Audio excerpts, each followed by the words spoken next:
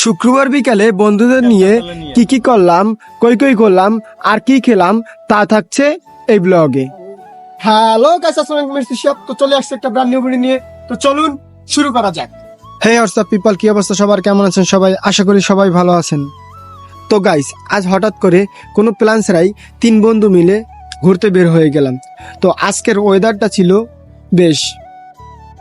আমরা যেতে যেতে কিছু ভিডিও করে নিলাম এবং আমার বন্ধুরা তা দেখে কিছু পোস্ট মারতেছিল। তো গাইস, অনেকক্ষণ রিস্কায় ঘোরাঘুরি করার পর চলে আসলাম পটুয়াখালী লঞ্চ ঘাট। আর এটা হলো লঞ্চ ঘাটের টিকিট কাউন্টার। আর এর পাশেই লঞ্চ ঘাটের আগত যাত্রীরা এবং তাদের স্বজনরা এখানে এসে বসে। তো এরপরই চলে আসলাম লঞ্চ টার্মিনালের উপর।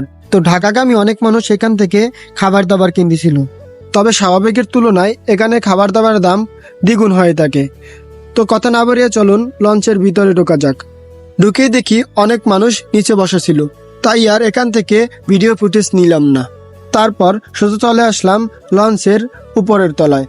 তো এখানে এসেই দেখি কিছু মানুষ হাঁটাহাঁটি করতেছিল, আর আমি তার ফাঁকে কিছু ভিডিও করে নিতেছিলাম। তো আজকের ওয়েদারটার কথা কি বলবো, তার তো কোনো তুলনাই হয় না।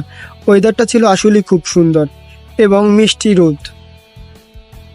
তারপর কিছুক্ষণ হাঁটাহাঁটি করার পর নিচের দিকে চেয়েই দেখি কিছু মানুষ মাছ ধরতেছিল, আর আমি এই ফাঁকে তাদের মাছ ধরা ক্যামেরা বন্দি করে নিলাম। তারপর কিছুক্ষণ আমরা হাঁটাহাঁটি করে নিজেদের কিছু ভিডিও করে নিলাম এবং তারা পোস্ট মারতেছিল এবং হাঁটতেছিলাম। তো আমাদের লঞ্চ থেকে নামার কিছুক্ষণের মধ্যেই লঞ্চটা ছেড়ে দিল। তো এখানে লঞ্চ টার্মিনাল পর অনেক মানুষই বসা ছিল। তো কারো কারো স্বজনরা ঢাকার উদ্দেশ্যে রওনা হয়েছে, তা সবাই তাকিয়ে তাকিয়ে দেখছিল। তো লঞ্চ চলে যাওয়ার পর আমরা চলে আসলাম শহীদ আলাউদ্দিন শিশু পার্কে।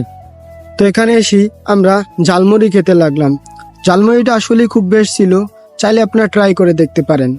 তো তারপর চলে আসলাম পটুয়াখালী পৌর লেক পার্ক।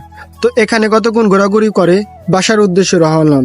তো গাইস, আজকে ভিডিওটা এই পর্যন্তই। দেখা হচ্ছে অন্য একটি ব্লগে। আসসালামু আলাইকুম।